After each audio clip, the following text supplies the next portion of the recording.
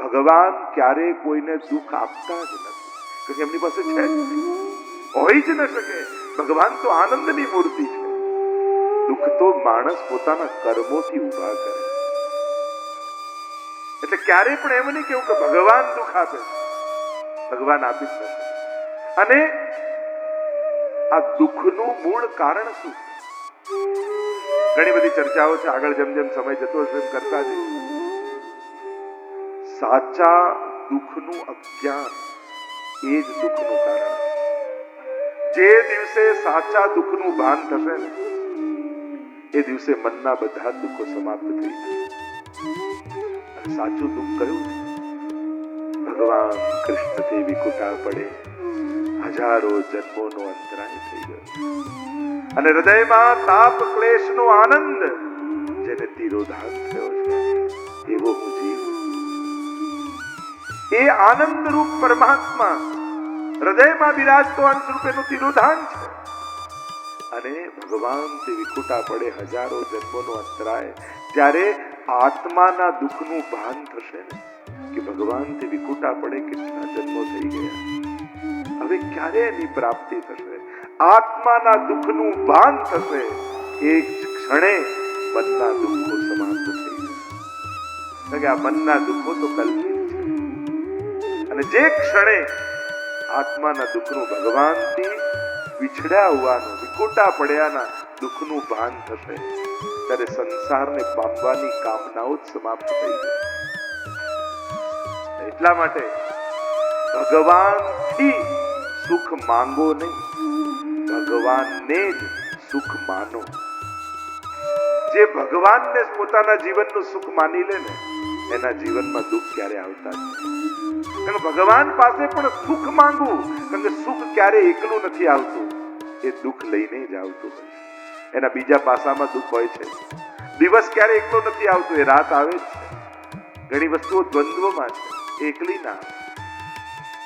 તાપત્રય વિનાશાય. ભગવાન ત્રણેય તાપોને હરી દેનારા છે. જીવનમાંથી દુઃખમાંથી જો મુક્તિ જોઈતી હોય દુઃખ જીવનમાં તો એક જ જગ્યા છે, ભગવાનનું શરણ. માણસ મદદ કરી શકે, સુખી ના કરી શકે.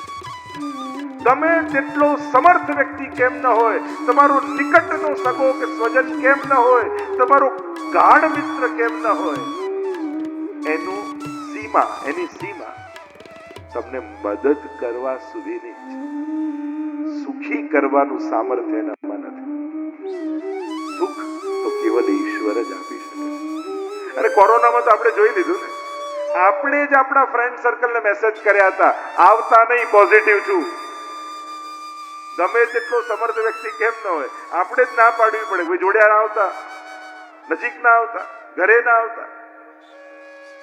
માણસ આશ્વાસન આપી શકે, આશ્વાસન દુઃખને હલકું કરી શકે, પણ આશીર્વાદ તો ઈશ્વર આપી શકે જે સુખની પ્રાપ્તિ કરાવી શકે. અને ભાગવતનો અંતિમ શ્લોક પ્રણામો દુઃખ સમનસ્તમ નમામિ હરિમ પરમ.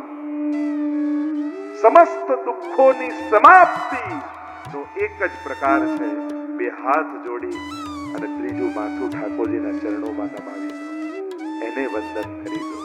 એની કૃપાથી સમસ્ત દુઃખોનો આત્યંતિક નાશ થઈ. તાપત્રય વિનાશાય. પણ આ છે કોણ જે ઈશ્વરની તમે વાત કરી રહ્યા છો? કોની કથા ભાગવતમાં છે? તો કહ્યું શ્રી કૃષ્ણાય વયમ નુમઃ. એવા શ્રી કૃષ્ણને અમે નમન કરીએ. નુમ ધાતુ સ્તુતિના અર્થમાં છે, એમ તો પ્રશંસાના અર્થમાં છે, પણ ભાગવતના ક્યાંક અર્થોમાં એને નમનના રૂપમાં પણ વપરાય. અમે સ્તુતિ કરીએ છીએ અથવા કહ્યું અમે નમન કરીએ. કોને? ભગવાન શ્રી કૃષ્ણ. ભાગવતની કથા એ શ્રી કૃષ્ણની કથા છે. ભક્તિના માર્ગમાં કેવલ સંબંધો ને ઉંમરથી મોટા નથી ગણાતા. જે ભાવમાં મોટો હોય ને એને આગળ કરવો. હું તો કહું તમે બેઠકજી કરવા પણ જાઓ ને અને જારી ભરવાનો સમય આવે તો આપણે કોઈ એવું જરૂર નથી કે બધા જ પોતાના હાથે ભરે. આપણે ત્યાં તો હાથ લગાવવાની વાત થાય. જાતે ભરવા કરતા પણ જે હાથ લગાવે ને એને વધારે ફળની પ્રાપ્તિ થાય. પુષ્ટિ માર્ગમાં હાથ લગાવવાનું ફળ છે. કાનીનું ફળ છે, માધ્યમથી ફળ મળે છે, કોઈની આડીથી ફળ મળે છે. કોઈને હાથ લગાવવાનો અર્થ શું થાય કે મારામાં તો એવી યોગ્યતા નથી કે મારી જારી મહાપ્રભુજી આરોગે, પણ આ ભગવદી છે જેને મેં હાથ લગાવ્યો છે એની કાનીથી મારી જારી શ્રી વલ્લભ અંગીકાર કરી દે.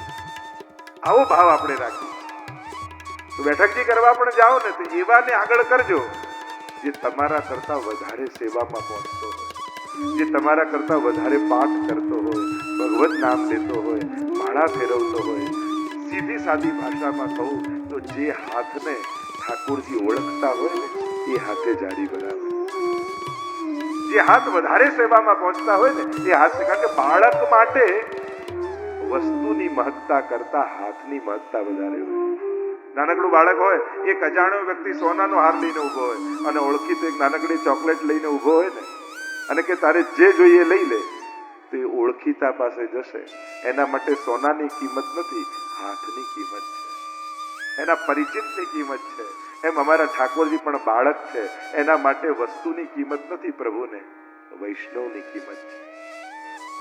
કેટલું વધારે ધરે છે એના કરતા પણ ઠાકોરજી માટે મહત્વનું છે કોણ ધરી રહ્યું છે, અને એમાં પણ વિશેષ મહત્તા છે કોની કાનીથી ધરી રહ્યું છે.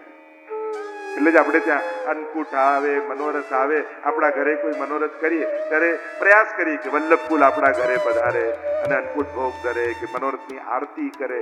એ કેમ આમ આગ્રહ રાખવામાં આવે?